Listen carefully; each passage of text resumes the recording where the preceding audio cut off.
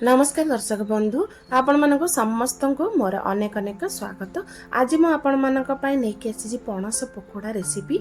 आजिकली market रे पणस बहुत परिमाण रे मिलुची, तेणु आमे आज पणस पकोड़ा तैयारी करबा। किंतु एई पणस पकोड़ा केमिति उपाय रे बनेले पूरा क्रिस्पी बनिबो आ पूरा परफेक्ट आ बहुत ही स्वादिष्ट बनिबो, सब टिप्स एंड ट्रिक्स सहित मु आज ए रेसिपी आपण मानक देखेबी। जहा ताले चलंतु आ डेरी न करके स्टार्ट करबा आज ए रेसिपी। आज रे रेसिपी स्टार्ट करबा पूर्व आपण मानक मोर गोटे अनुरोध रहिबो, जदि मोर ए चैनल रे आपण माने नुआ आछिसंती चाहे प्लीज मोर चैनल को सब्सक्राइब करंतु। आ ए रेसिपी देखि सारबा परे जदि आपण मानक मोर रेसिपी भलो लागुची ताले गोटे लाइक करंतु। ताले चलंतु देखिबा आज रे रेसिपी केमिति बनेले पूरा क्रिस्पी आ पूरा परफेक्ट बनिबो।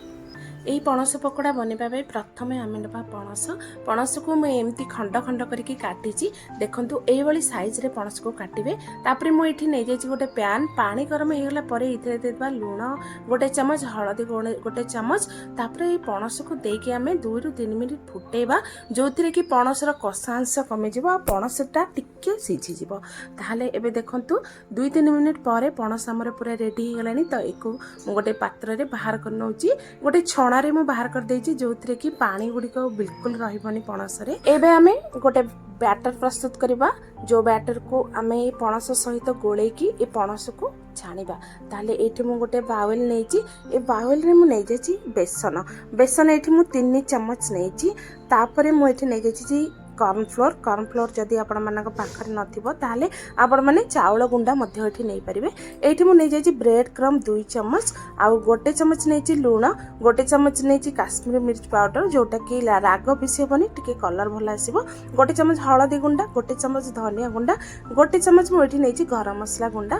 तापर एठी मु नेछि धळा राशि देकी आपण माने गोटे थरै पणस पकोड़ा को बनांतु, देखिबे पणस पकोड़ा बहुत ही टेस्टी बनिबो। तापर ए सब को हम भलो भाबरे गोले सारिके ये पानी देकी बैटरटी प्रस्तुत करवा। टिके ये बैटर को टिके मोटालिया करके बनइबे, बहुत पतला करेनि। ये देखो मुझे आपण मानक देखी दूसरी बैटर कंसिस्टेंसी ये रखिए, जो थी कि पणस रे भल कोटिंग होगी पणसटा छाणी हम।